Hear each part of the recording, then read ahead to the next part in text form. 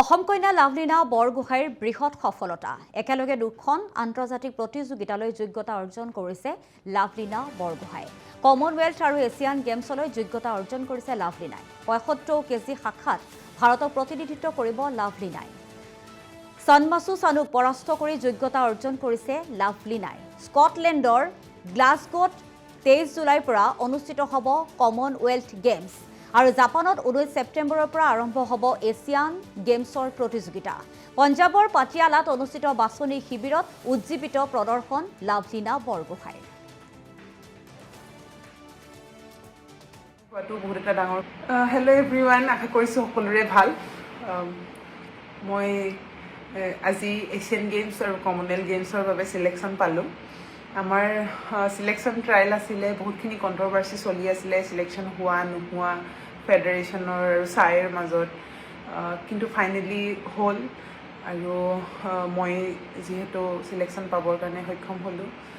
বহুতেই বেছি ভাল লাগিছে কাৰণ আমাৰ বক্সিঙত বুলিয়ে নহয় প্ৰতিটো স্পৰ্টছতে গেমছকেইটাক বেছি মহত্ব দিয়া হয় কমনৱেলথ গেমছ হওক এছিয়ান গেমছ হওক অলিম্পিক গেমছ হওক আৰু ইয়াত কোৱালিফাই হোৱাটো বহুত এটা ডাঙৰ কথা আৰু যিহেতু এছিয়ান চেম্পিয়নশ্বিপৰ অহাৰ পিছৰ পৰাই ইয়াতে ফ'কাছ আছিলে এই চিলেকশ্যন ট্ৰায়েলৰ কাৰণে ফ'কাছ আছিলে আৰু যেনেধৰণে ভাবিছিলোঁ তেনেধৰণেই হ'ল এতিয়া যাতে ভালদৰে গৈ খেলি আহিব পাৰোঁ সকলোৰে আশীৰ্বাদো বিচাৰিছোঁ আমাৰ জুলাইত কমনৱেলথ গেমছ আছে আকৌ ছেপ্টেম্বৰত এছিয়ান গেমছ আছে বেছি দিনৰ গেপ নহয় বাট তাৰ আগতো আৰু কম্পিটিশ্যন আছে কমনৱেলথ গেমছৰ আগতো আৰু এটা কম্পিটিশ্যন চাগে খেলিবৰ কাৰণে যাম চ' বহুত বেছি এক্সাইটেডো হৈ আছোঁ আৰু সকলোকে ভাবিলোঁ খবৰটো দিওঁ যে মই কোৱালিফাই হ'লোঁ আমাৰ এছিয়ান গেমছ আৰু কমনৱেলথ গেমছৰ কাৰণে থেংক ইউ হেল্ল' এভৰিৱান আশা কৰিছোঁ সকলোৰে ভাল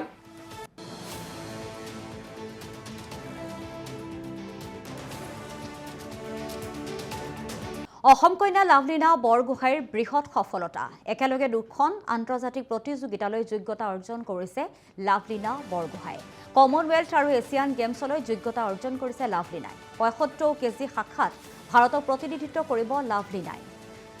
সনমাছু চানুক পৰাস্ত কৰি যোগ্যতা অৰ্জন কৰিছে লাভলীনাই স্কটলেণ্ডৰ গ্লাছগোত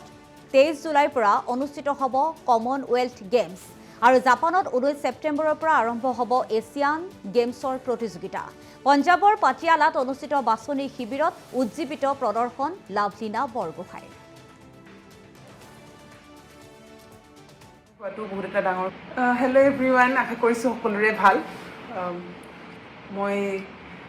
আজি এছিয়ান গেমছ আৰু কমনৱেলথ গেমছৰ বাবে চিলেকশ্যন পালোঁ আমাৰ চিলেকশ্যন ট্ৰায়েল আছিলে বহুতখিনি কণ্ট্ৰভাৰ্চি চলি আছিলে চিলেকশ্যন হোৱা নোহোৱা ফেডাৰেশ্যনৰ আৰু চাইৰ মাজত কিন্তু ফাইনেলি হ'ল আৰু মই যিহেতু চিলেকশ্যন পাবৰ কাৰণে সক্ষম হ'লোঁ বহুতেই বেছি ভাল লাগিছে কাৰণ আমাৰ বক্সিঙত বুলিয়ে নহয় প্ৰতিটো স্পৰ্টছতে গেমছকেইটাক বেছি মহত্ব দিয়া হয় কমনৱেলথ গেমছ হওক এছিয়ান গেমছ হওক অলিম্পিক গেমছ হওক আৰু ইয়াত কোৱালিফাই হোৱাটো বহুত এটা ডাঙৰ কথা আৰু যিহেতু এছিয়ান চেম্পিয়নশ্বিপৰ অহাৰ পিছৰ পৰাই ইয়াতে ফ'কাছ আছিলে এই চিলেকশ্যন ট্ৰায়েলৰ কাৰণে ফ'কাছ আছিলে আৰু যেনেধৰণে ভাবিছিলোঁ তেনেধৰণেই হ'ল এতিয়া যাতে ভালদৰে গৈ খেলি আহিব পাৰোঁ সকলোৰে আশীৰ্বাদো বিচাৰিছোঁ আমাৰ জুলাইত কমনৱেলথ গেমছ আছে আকৌ ছেপ্টেম্বৰত এছিয়ান গেমছ আছে বেছি দিনৰ গেপ নহয় বাট তাৰ আগতো আৰু কম্পিটিশ্যন আছে কমনৱেলথ গেমছৰ আগতো আৰু এটা কম্পিটিশ্যন চাগে খেলিবৰ কাৰণে যাম চ' বহুত বেছি এক্সাইটেডো হৈ আছোঁ আৰু সকলোকে ভাবিলোঁ খবৰটো দিওঁ যে মই কোৱালিফাই হ'লোঁ আমাৰ এছিয়ান গেমছ আৰু কমনৱেলথ গেমছৰ কাৰণে থেংক ইউ হেল্ল' এভৰিৱান আশা কৰিছোঁ সকলোৰে ভাল